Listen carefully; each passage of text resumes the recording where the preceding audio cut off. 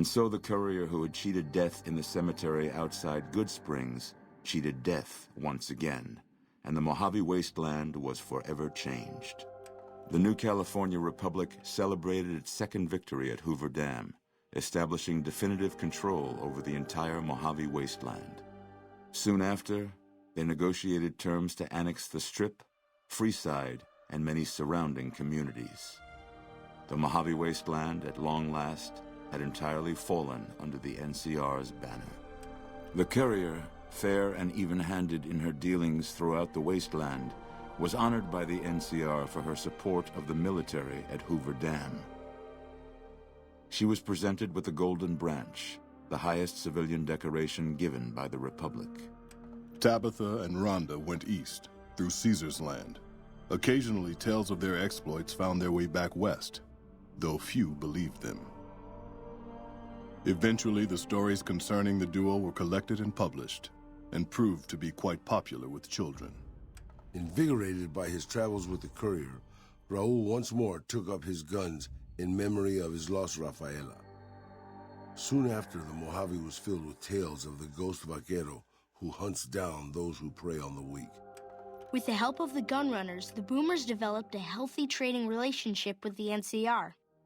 Eventually, the Boomers began wandering out into the wasteland while still preventing outsiders from entering Nellis.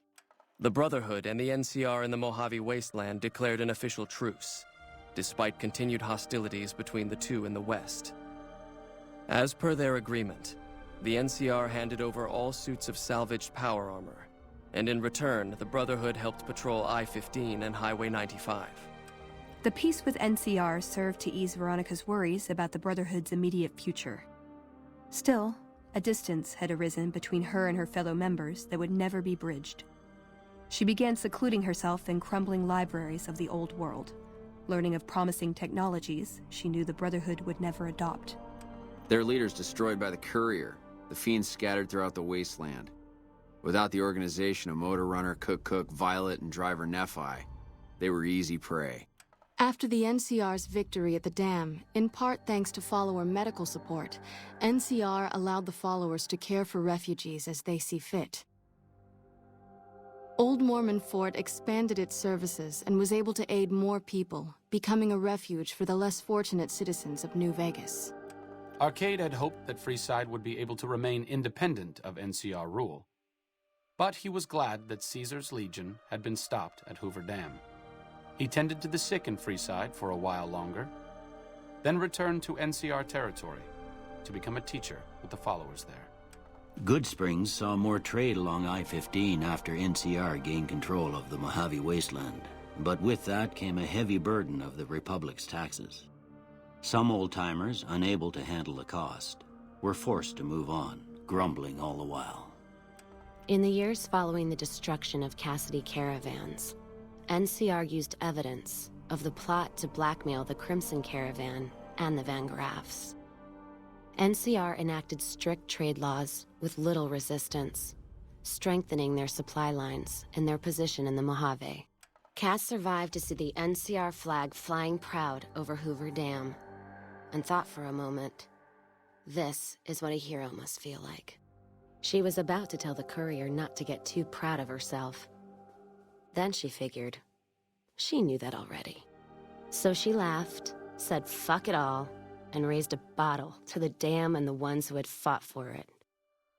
As far as she was concerned, the whole thing was proof that playing out a bad hand can pay off in the end, as long as a woman like the courier was holding the cards. During the Battle of Hoover Dam, the Great Khans quickly evacuated Red Rock Canyon and headed north and east into the plains of Wyoming. There, they reconnected with the followers of the Apocolypse and rebuilt their strength. Bolstered by ancient knowledge of governance, economics, and transportation, they carved a mighty empire out of the ruins of the Northwest. Thanks to the courier and Lilly, a cure for the Nightkin's schizophrenia was found shortly after Dr. Henry's experiment concluded. Nightkin and other super mutants in the wasteland flocked to Jacobstown, and the town became known as a haven where a mutant could find peace. Encouraged by the courier to take her medication regularly, Lilly's mind eventually attained a semblance of clarity. Her memories dulled by the pills, she cast aside the recording of her grandchildren, no longer remembering its significance. After the NCR victory at Hoover Dam, the temporary truce between them and the Kings blossomed into a full-scale relief effort for the people. While the NCR made repeated entreaties that Freeside join the Republic, the Kings steadfastly maintained their independence. After Ray's brain was transplanted into Rex's cybernetic body, it took Rex some time to adjust to the old scrapyard dog's memories. Eventually, Rex's mind settled peacefully, melding his own memories with that of long travels with Old Lady Gibson. Shaped up by the courier's advice, the Misfits distinguished themselves during the Legion's attack on Camp Golf. Mags was finally promoted to sergeant, and the rest of the Misfits received an official commendation. They continued to serve with distinction for many years. Though Novac was a low-priority target for the Legion, many of Novac's citizens died in its defense. In the weeks that followed, several bright followers returned to Novac to help restore its defenses, allowing it to remain independent of NCR. Looking for a place where he could be of some use, Boone found himself re-enlisting with his old unit. Though his regrets remained in his thoughts, they coalesced into a purpose, and Boone embraced it. He spent his leave time hunting down slavers in the desert, his first recon beret the last thing they never saw. With the dam firmly in their grasp, the NCR turned its attention towards wresting the correctional facility from Powderganger hands. The Powdergangers are no match for the battle-hardened troops of the NCR, and summary execution awaited the Powdergangers who managed to survive. After the Vault 19 Powder Gang surrendered to the NCR, they were reincorporated into the correctional system. The NCR did increase their sentences, and they aren't about to take off time for good behavior. After Hoover Dam, NCR helps rebuild Prim as a major stopping point on the Long 15. Though Prim's citizens chafe under NCR's taxes, they benefit greatly from the increased protection and merchant traffic.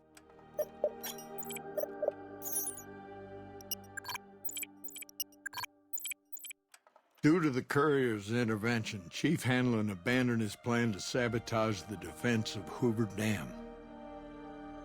The Rangers assisted the troopers admirably during the Legion's ill-fated attack. Though General Oliver and Chief Hanlon were both praised for their leadership, the Chief quietly stepped out of the spotlight.